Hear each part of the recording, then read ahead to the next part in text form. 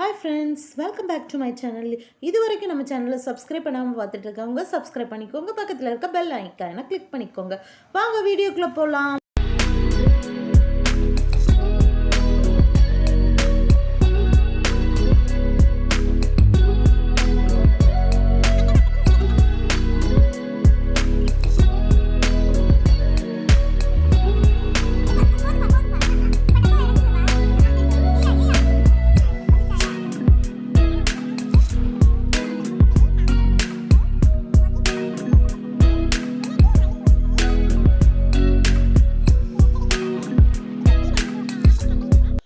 Today morning வந்து தோசை தான். So onion தோசையும் நெய் தோசையும் ப்ரிப்பேர் பண்ணலான்னு இருக்கோம்.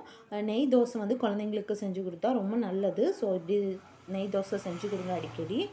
லஞ்சுக்கு வந்து ஃபிஷ்ஷு தான். ஸோ அதுதான் பண்ணிகிட்ருக்கோம். அட்டகாசத்தின் உச்சகட்டம்.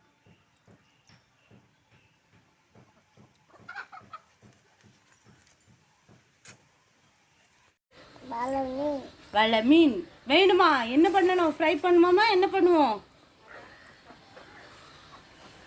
முள்ளு குத்த போகுது.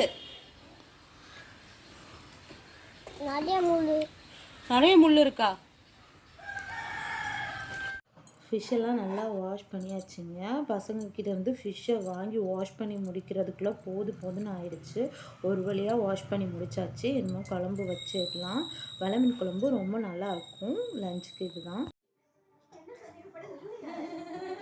போதும்பா இப்போ டப்பாவை இறக்குங்கப்பா. ஏயா வந்துச்சாயா?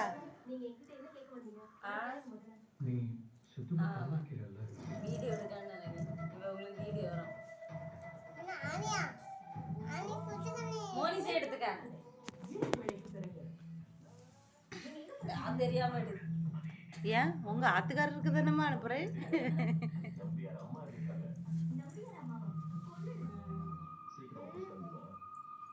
தாத்தா மடியில் ஒரு அழகான தூக்கம். தாத்தா நெஞ்சில்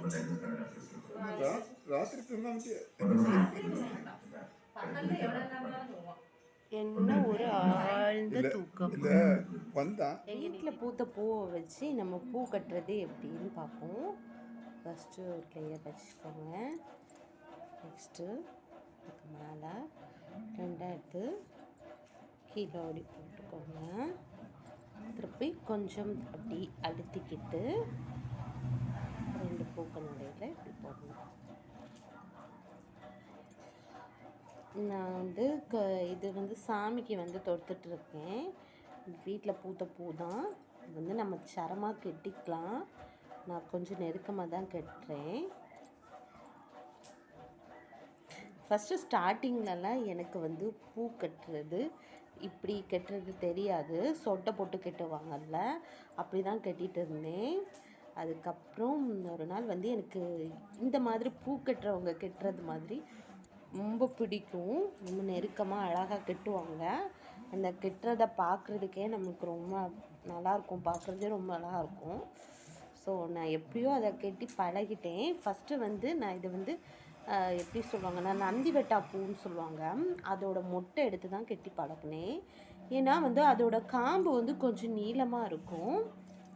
காம்பு நீளமாக இருக்கிற பூவை வந்து நம்ம கட்டி பழகணுன்னா ஈஸியாக நம்ம கட்டலாம். மல்லியெல்லாம் வந்து கொஞ்சம் கஷ்டமாக இருக்கும் பூ கட்ட தெரியாதவங்களுக்கு, ஃபஸ்ட் டைம் கட்டுறதுக்கு. கட்டிட்டு கொஞ்சம் நல்லா பக்கத்தில் வர அப்படி கையை வச்சு நல்லா அழுத்தி விட்டுக்கணும்.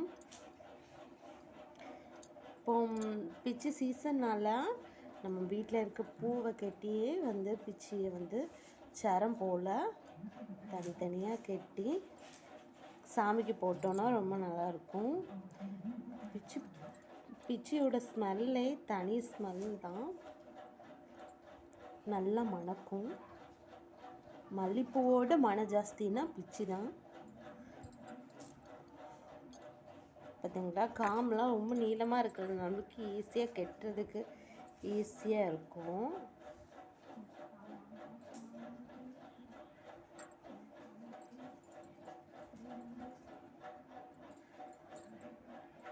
பாருங்கள்.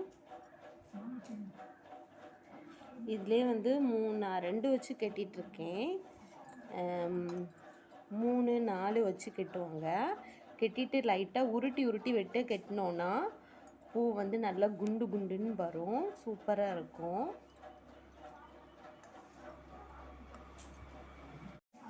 நெக்ஸ்ட்டு நான் ஒரு சாம்பிளுக்கு ஒரு 3-5 இந்த மல்லிப்பூ இருக்குது. அதை நான் கட்டி காமிக்கிறேன்.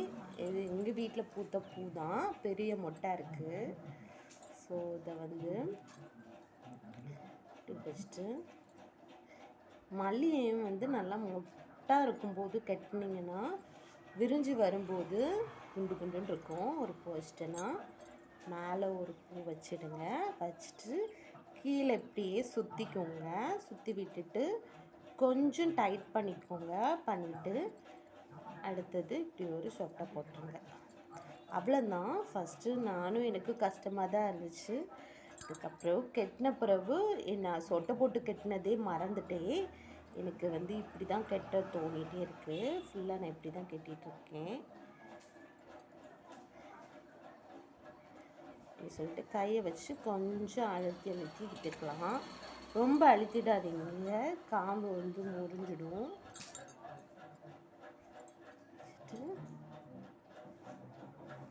யாருக்கெல்லாம் மல்லி ஸ்மெல் ரொம்ப பிடிக்கும், மல்லிகைப்பூ வைக்கிறதுக்கு ரொம்ப ரொம்ப பிடிக்குங்கிறத மறக்காமல் என்னோட கமெண்ட் பாக்ஸில் கமெண்ட் பண்ணுங்கள். எனக்கு பிச்சி பூவோட ஸ்மெல்லு பிடிக்கும், மனம் ரொம்ப பிடிக்கும். ஆனால் மல்லிப்பூ தான் ரொம்ப வைக்கிறதுக்கு ஆசைப்படுவேன்.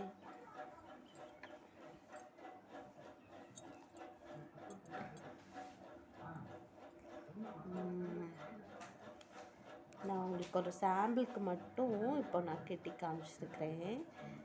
கெட்டி முடித்த பிறகு நான் உங்களுக்கு காமிக்கிறேன் எப்படி இருந்துச்சுன்னு. பாருங்கள், தெரியுதா?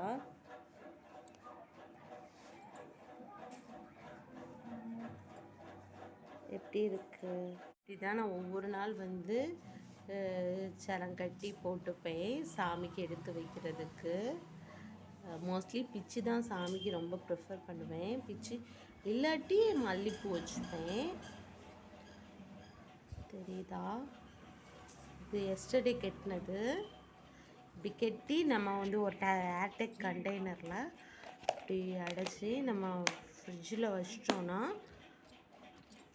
ஒரு 3-4-5 டேஸ் கிட்ட ஒன்றும் பண்ணாது, நல்லாயிருக்கும். இந்த வீடியோ வந்து உங்களுக்கு பிடிச்சிருக்கோன்னு நம்புகிறேன். மறக்காமல் என்னோட சேனலை சப்ஸ்கிரைப் பண்ணுங்கள். பக்கத்தில் இருக்க பெல் ஐக்கானை கிளிக் பண்ணிக்கோங்க. இன்னொரு நெக்ஸ்ட் வீடியோவில் பார்க்கலாம்.